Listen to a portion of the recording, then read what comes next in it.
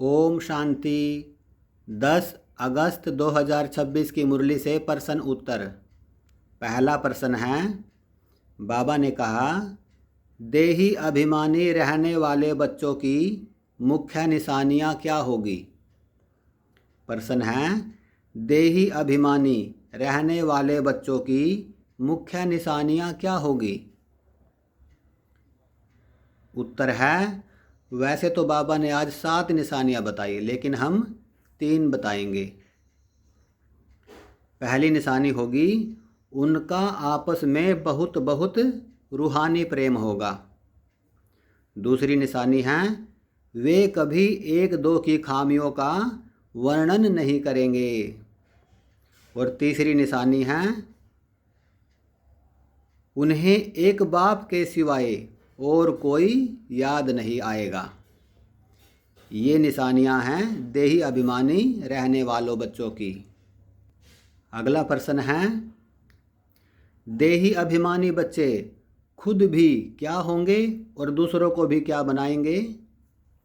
देही अभिमानी में रहने वाले बच्चे खुद भी क्या होंगे और दूसरों को भी क्या बनाएंगे। उत्तर है, बाबा ने कहा, वे खुद भी गुणवान होंगे और दूसरों को भी गुणवान ही बनाएंगे। अगला प्रश्न है, बाबा ने कहा, हम सब बच्चे किसके सम्मुख बैठे हैं।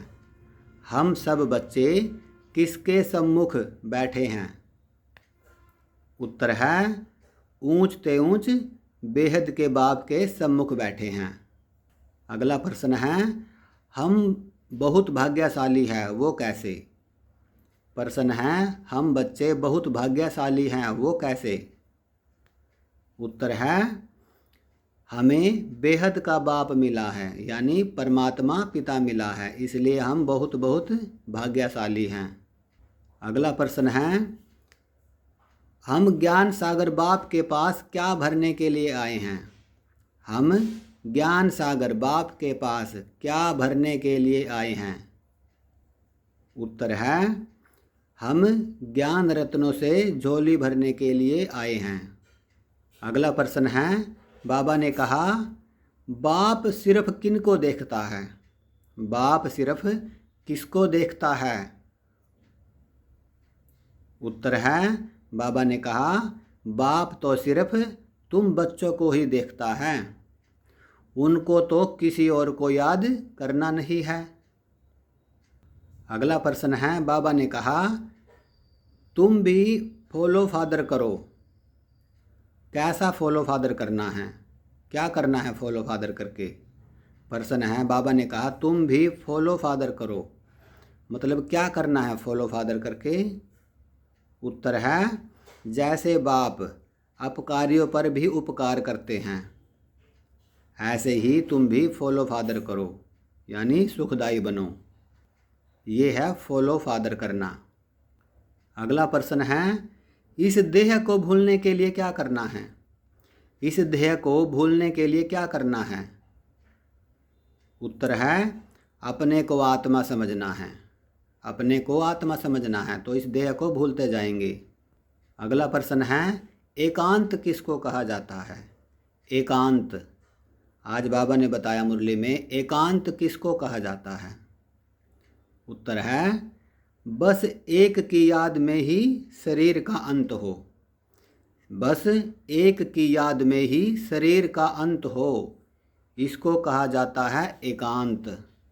अगला प्रश्न है, बाप को याद करते करते क्या छूट जाएगी। बाप को याद करते करते क्या छूट जाएगी। उत्तर है, शरीर रूपी चमड़ी छूट जाएगी। अगला प्रश्न है, पुरुषार्थ के लिए कौन सा समय होता है। पुरुषार्थ के लिए कौन सा समय होता है। उत्तर है, संगम का समय।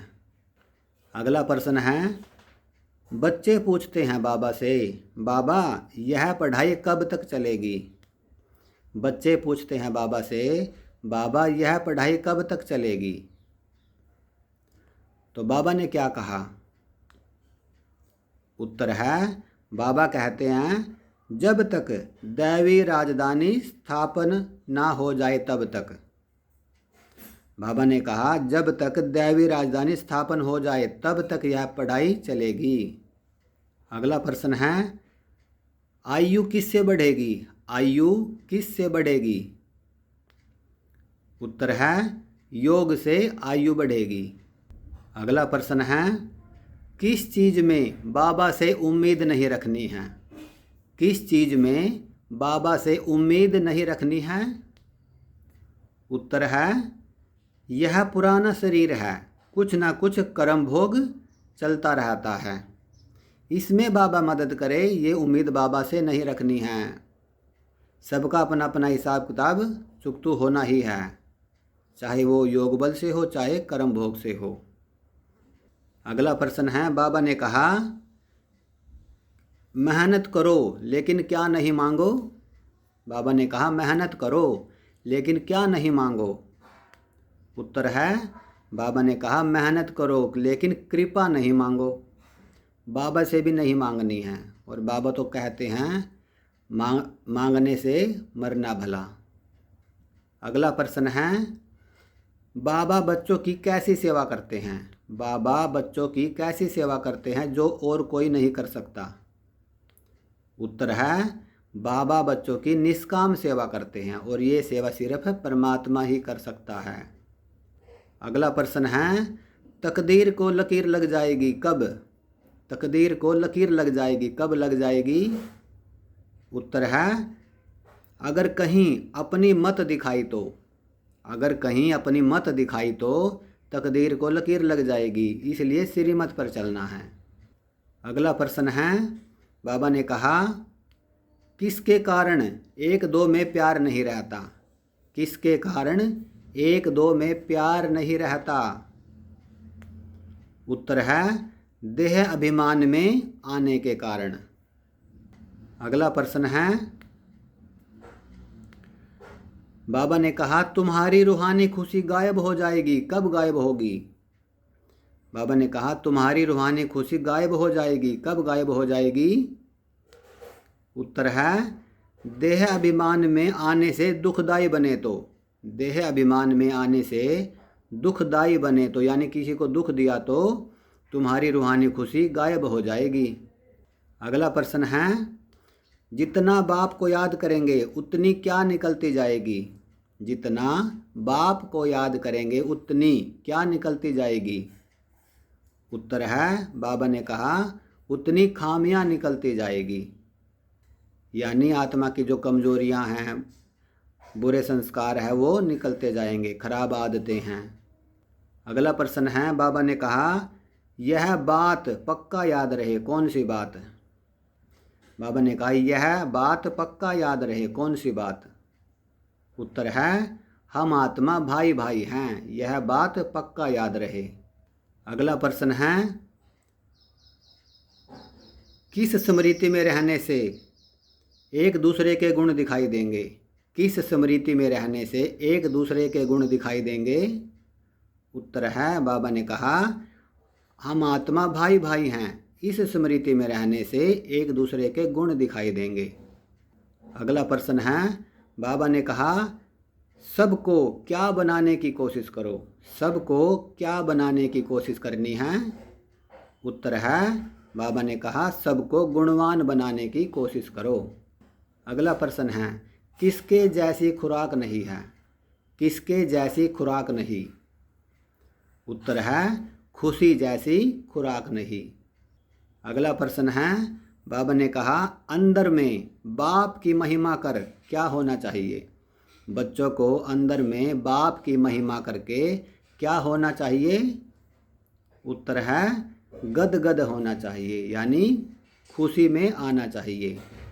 अगला प्रश्न है संगम युग पर हमको कौन सी खुशी की खुराक मिलती है? संगम युग पर हमको कौन सी खुशी की खुराक मिलती है? उत्तर है बाबा ने कहा 21 जन्मों के लिए सदा खुशी में रहने की खुराक मिल जाती है। 21 जन्मों के लिए सदा खुशी में रहने की खुराक मिल जाती है। अगला प्रश्न है बाबा ने कहा कौन सी खुराक एक दो को खिलाते रहो? कौन सी खुराक एक दो को खिलाते रहो? उत्तर है खुशी की खुराक एक दो को खिलाते रहो। पहले खुद खुश रहो, फिर दूसरों को भी खुश करो। अगला प्रश्न है फर्स्ट क्लास वंडरफुल खुराक कौन सी है? फर्स्ट क्लास वंडरफुल खुराक कौन सी है? उत्तर है यह ज्ञान और योग की फर्स्ट क्लास वंडरफुल खुराक है, ज्ञान और योग की। अगला प्रश्न है और यह खुराक हमें किसके द्वारा मिलती है? ये जो खुराक है ज्ञान और योग की, यह खुराक हमें किसके द्वारा मिलती है? उत्तर है बाबा ने कहा रूहानी सर्जन द्वारा मिलती है, यानी परमात्मा द्वारा। अगला प्रश्न है बाबा ने कहा ये जो खुशी की खुराक है यह बस 2 वर्षंस की यह खुराक है। वर्षंस माना महावाक्य। बाबा ने कहा यह जो खुशी की खुराक है यह 2 वर्षंस की खुराक है। कौन से महावाक्य है वो? उत्तर है मन मनाभव मध्य जीभव, यह 2 वर्षंस की खुराक है। अगला प्रश्न है बाबा ने कहा यह गायन अभी का है, कौन सी life is the best life? यह गायन अभी का है, कौन सी life is the best life? उत्तर है godly student life is the best life. और यह गायन अभी का है क्योंकि ईश्वर हमें अभी पढ़ाने आते हैं संगम युग पर, और इसीलिए इसको हीरे तुल्य युग कहा जाता है। इसी में हीरे तुल्य जीवन बनता है। अगला प्रश्न है हमें बाप द्वारा क्या मिलती है जिसमें गफलत नहीं करनी चाहिए? हमें बाप द्वारा क्या मिलती है जिसमें गफलत नहीं करना चाहिए? उत्तर है बाप की जो श्रीमत मिलती है उसमें गफलत नहीं करना चाहिए। गफलत माना अपना मन मत, अपनी मत मिक्स नहीं करनी है। अगला प्रश्न है बाबा ने कहा सभी को पहुंचाना है, क्या पहुंचाना है सभी को? बाबा ने कहा सभी तक पहुंचाना है, क्या पहुंचाना है? उत्तर है बाप का संदेश सभी तक पहुंचाना है। और अगला प्रश्न है इसी से रिलेटेड है, संदेश क्या है? बाबा का वो जो संदेश है जो सभी तक पहुंचाना है वो क्या है? उत्तर है मैसेज बहुत सहज है, सिर्फ बोलो अपने को आत्मा समझ बाप को याद करो। अपने को आत्मा समझ बाप को याद करो, ये मैसेज यानी ये संदेश सभी तक पहुंचाना है। अगला प्रश्न है कौन सा झाड़ बहुत बढ़ता जाएगा? कौन सा झाड़ बहुत बढ़ता जाएगा दिन प्रतिदिन? उत्तर है ब्राह्मणों का झाड़ बहुत बढ़ता जाएगा। और बाबा ने कहा गांव-गांव में, गलियों में गीता पाठशाला खुलेगी, सेंटर खुलते जाएंगे। अगला प्रश्न है बाबा ने कहा एक दिन तुम्हारे इस बल का आवाज़ निकलेगा। कौन से बल का? बाबा ने कहा एक दिन तुम्हारे इस बल का आवाज़ निकलेगा और जिसका बहुत असर होगा। तो कौन सा बल होगा? उत्तर है साइलेंस बल का आवाज़। अगला प्रश्न है बाबा ने कहा आगे चलकर बहुत धूमधाम होगी, किस चीज़ की? बाबा ने कहा आगे चलकर बहुत धूमधाम होगी, किस चीज़ की धूमधाम होगी?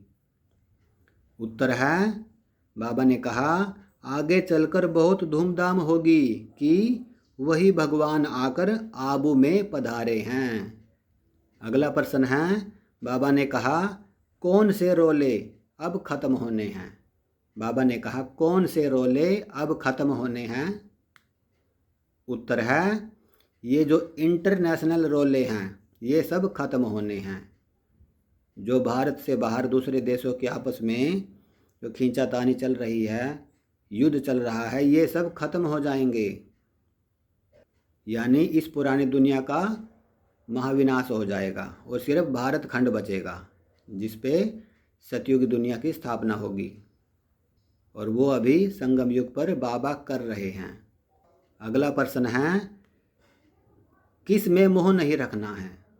प्रश्न है किस में मोह नहीं रखना है। उत्तर है इस पुरानी दुनिया में मोह नहीं रखना है, क्योंकि यह पुरानी दुनिया गई की गई। अगला प्रश्न है यह मोह क्या नुकसान करता है। यह जो मोह है यह क्या नुकसान करता है। उत्तर है अगर मोह होगा, हृदय शुद्ध नहीं होगा, तो अपार खुशी भी नहीं रहेगी। अगला प्रश्न है कौन सी स्थिति से ही हृदय शुद्ध बनता है।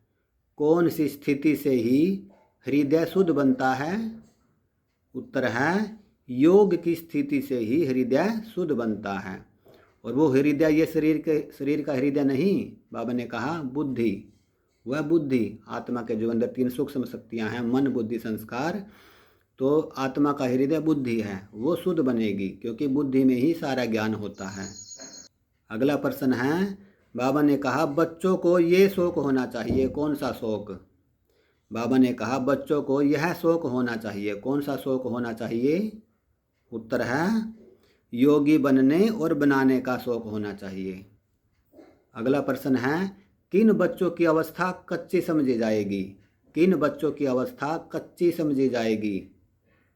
उत्तर है अगर देह में मोह है, देह अभिमान रहता है, तो समझो उन बच्चों की अवस्था कच्ची है, भले वो चाहे कितनी भी ज्ञान की बातें करें। अगला प्रश्न है सच्चा डायमंड कौन बनते हैं। सच्चा डायमंड कौन बनते हैं। उत्तर है देही अभिमानी बच्चे ही सच्चे डायमंड बनते हैं। देही अभिमानी यानी जो अपने को आत्मा समझकर हर कार्य करते हैं। फिर इस पर बाबा ने कहा इसलिए जितना हो सके देही अभिमानी बनने का अभ्यास करना चाहिए, अगर सच्चा डायमंड बनना है तो। अगला प्रश्न है और ये प्रश्न वरदान से है, शक्ति स्वरूप बनने के लिए क्या करना है। शक्ति स्वरूप बनने के लिए क्या करना है। उत्तर है शक्ति स्वरूप बनने के लिए आसक्ति को अनासक्ति में परिवर्तन करो। आसक्ति को अनासक्ति में परिवर्तन करो, यानी हम ये भी कह सकते हैं कि इच्छा मात्रम अविद्या होना है। आसक्ति माना कुछ चाहिए और अनासक्ति माना कुछ नहीं चाहिए। जो बाबा देगा वही सही है। अगला प्रश्न है माया को आने का चांस हम कब देते हैं। माया को आने का चांस हम कब देते हैं। उत्तर है अगर अपनी देह में, संबंधों में, कोई भी पदार्थ में यदि कहीं भी आसक्ति है तो माया को आने का चांस देते हैं। अगला प्रश्न है शक्ति रूप धारण कर लो तो क्या बन जाएंगे। शक्ति रूप धारण कर लो तो क्या बन जाएंगे। ये प्रश्न भी वरदान से है। उत्तर है विघ्न विनाशक बन जाएंगे, अगर शक्ति रूप धारण कर लेंगे तो। अगला प्रश्न है बाबा ने कहा विघ्नों के आने पर चिल्लाने व घबराने के बजाय क्या करना है। विघ्नों के आने पर चिल्लाने व घबराने के बजाय क्या करना है। उत्तर है शक्ति रूप धारण करना है। अगला प्रश्न है आज बाबा ने मुरली में क्या स्लोगन बताया। आज बाबा ने मुरली में क्या स्लोगन दिया है। उत्तर है रहम निस्वार्थ और लगाव मुक्त हो, स्वार्थ वाला नहीं। रहम निस्वार्थ और लगाव मुक्त वाला हो, स्वार्थ वाला नहीं।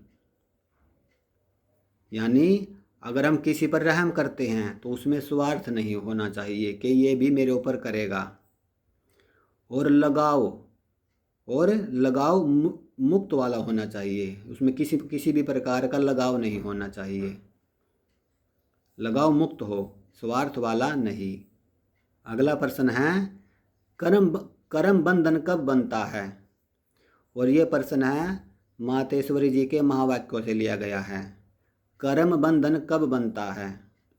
उत्तर है 5 विकारों में फंसने के कारण कर्म बंधन बनता है।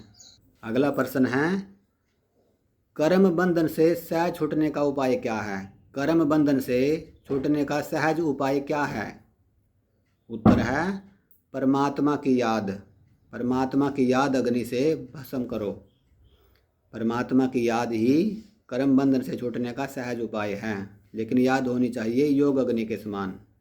अगला प्रश्न है, बाबा को याद करो, कैसे करो? बाबा को याद करो लेकिन कैसे करो? उत्तर है श्वासों श्वास याद करो, श्वासों श्वास। जैसे हम सांस के बिना नहीं रह सकते, वैसे ही बाबा के याद के बिना नहीं रहना है। अगला प्रश्न है, सारे कल्प का मदार किस कमाई पर है? सारे कल्प का मदार किस कमाई पर है, यानी जो वो कौन सी कमाई है जो सारा कल्प चलती है? उत्तर है इस संगम समय पर की हुई कमाई सारा कल्प चलती है। सारा मदार इस संगम समय पर ही है। अगला प्रश्न है, देवताओं की खूबी क्या है? देवताओं की खूबी क्या है, क्या खासियत है देवताओं में? उत्तर है निर्विकारी प्रवृत्ति में रह कमल फूल समान अवस्था बनाना। ये है देवताओं की खूबी, निर्विकारी प्रवृत्ति में रह कमल फूल समान अवस्था में रहना। अगला प्रश्न है, किस खूबी को भूलने से भारत की ऐसी दुर्दशा हुई है? किस खूबी को भूलने से भारत की ऐसी दुर्दशा हुई है जो देवता से मनुष्य बन गए, यानी देवताओं से असुर बन गए? उत्तर है जो अभी बताया पहले वाले प्रश्न में, निर्विकारी प्रवृत्ति में रह कमल फूल समान जो अवस्था थी उसको भूल गए, तो भारत की ऐसी दुर्दशा हो गई। हम ऐसे भी कह सकते हैं कि अपने को भूल गए कि हम आत्मा हैं और अपने को देह समझने लगे। अगला प्रश्न है, किसका हाथ पकड़ने से जीवन नैया पार हो जाएगी? किसका हाथ पकड़ने से जीवन नैया पार होगी? उत्तर है परमात्मा का हाथ पकड़ने से, और वो हाथ है श्रीमत का हाथ। और आज की मुरली से आखिरी प्रश्न है, बाबा ने हम बच्चों को क्या वरदान दिया? आज बाबा ने हम बच्चों को क्या वरदान दिया है? उत्तर है आसक्ति को अनासक्ति में परिवर्तन करने वाले शक्ति स्वरूप भव। वरदान है आसक्ति को अनासक्ति में परिवर्तन करने वाले शक्ति स्वरूप भव। तो ये 10 अगस्त 2026 की साकार मुरली से प्रश्न उत्तर थे। तो सभी आत्माओं को ओम शांति, ओम शांति, ओम शांति।